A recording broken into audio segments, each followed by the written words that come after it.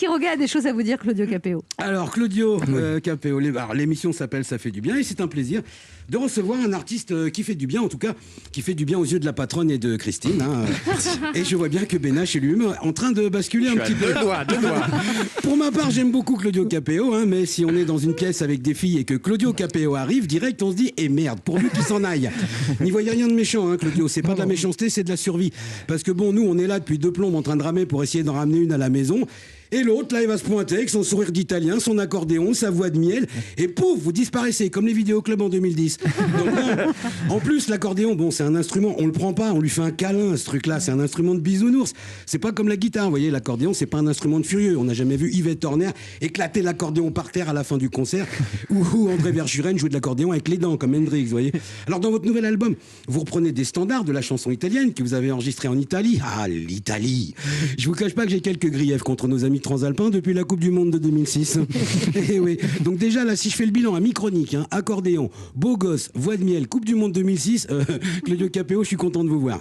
Alors, bien sûr, si on pense accordéon, on pense Claudio Capéo parce que vous avez réussi à remettre à la mode l'accordéon. Et je voulais vous dire, si vous avez un plan pour remettre à la mode un humoriste qui l'a jamais été, je suis preneur. C'est pas pour moi, c'est pour un ami. L'accordéon, c'est un instrument aussi qui dit beaucoup de choses. Ça vous dit, mademoiselle vous emmène au bal musette, tu vois, mademoiselle je vous offre une absinthe, mademoiselle on se tourne une petite valse, vous voyez, c'est ça. Ça dit beaucoup de choses, l'accordéon. C'est pas comme certains rappeurs, par exemple, où là c'est plutôt, mademoiselle, oh, espèce de sale. Attention, hashtag cliché. Hein. Alors, Claudio Capéo, je sais pas si ça vous est venu tout de suite, l'accordéon et la voix de miel, parce que vous avez d'abord fait partie d'un groupe de métal, hein, ce qui veut dire que vous êtes passé de ça à ça. Alors je peux vous demander ce que vous avez lu entre les deux comme livre de développement personnel parce que je trouve ça très fort parce que moi perso je suis passé de ça à ça.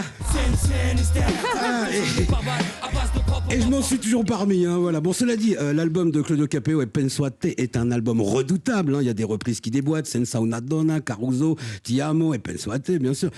Tout ça, c'est pour pécho, hein, qu'on soit clair. De toute façon, la chanson italienne, c'est pour pécho, un peu comme la chanson française, hein, qui est pour pécho. La chanson espagnole, c'est pour pécho.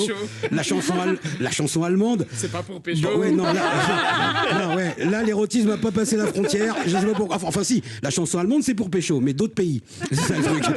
Bon. Pour le coup, le nouvel album de Claudio Capéo, moi j'ai vraiment beaucoup aimé et puis surtout il est fait pour pécho. Si bien sûr vous n'êtes pas dans la même pièce que Claudio Capéo.